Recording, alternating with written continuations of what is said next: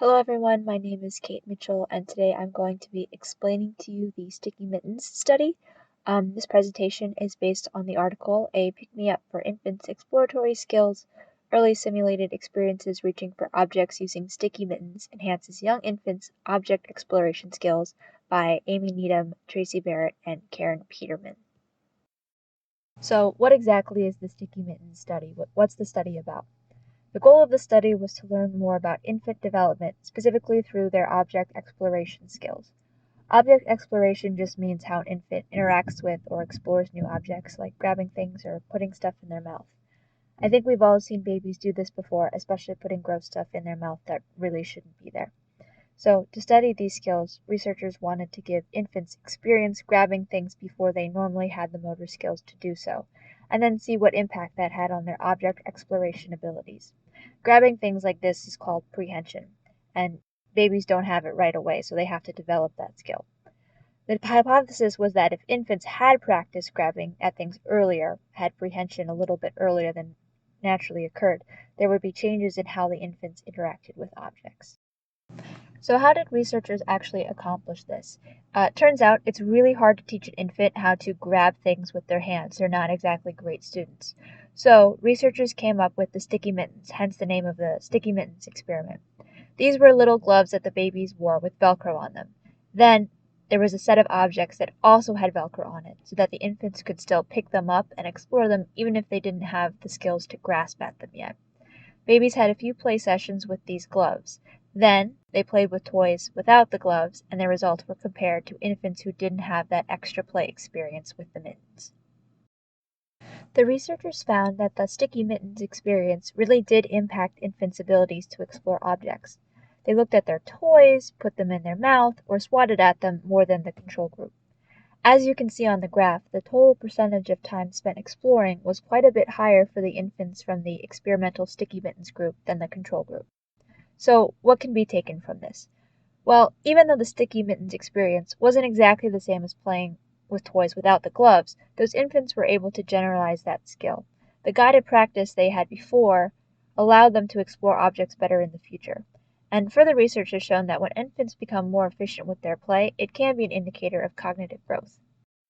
This article may seem pretty definitive, but there's actually still a lot we don't know.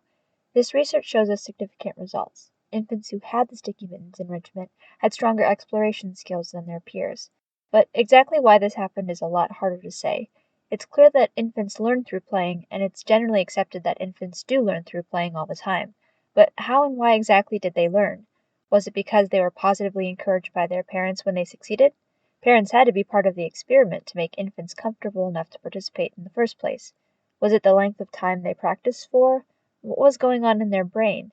The exact mechanisms behind this experiment's outcome are hard to pin down and are still under further research to this day. But that's just like teaching, isn't it?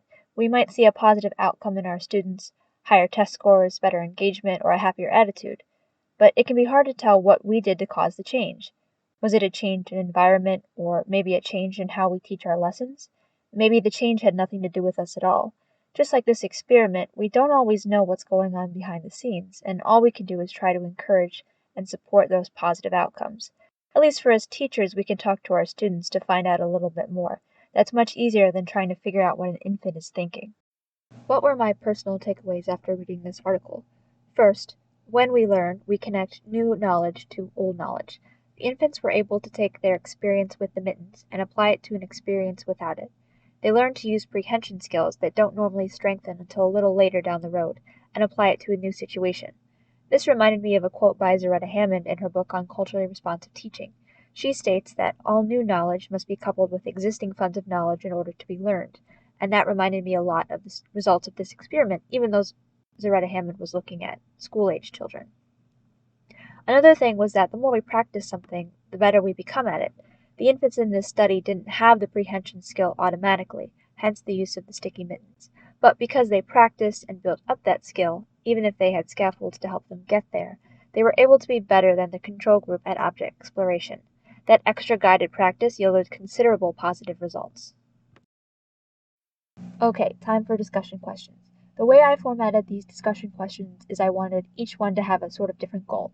So for the first one, the goal was personal experience. Does this article's findings match your experience with infants? Have you witnessed their cognitive growth yourself? And if so, what did it look like, and how did you know they learned something new? For the second question, my goal was to have you connect new information to old information. So, how did you relate this new information to your experience in education? Do you think research about infants can be applied to other age levels in education?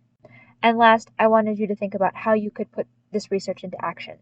So, what would a sticky mittens enrichment session look like in your own classroom? I'm excited to read and hear about everyone's thoughts. Thank you for watching.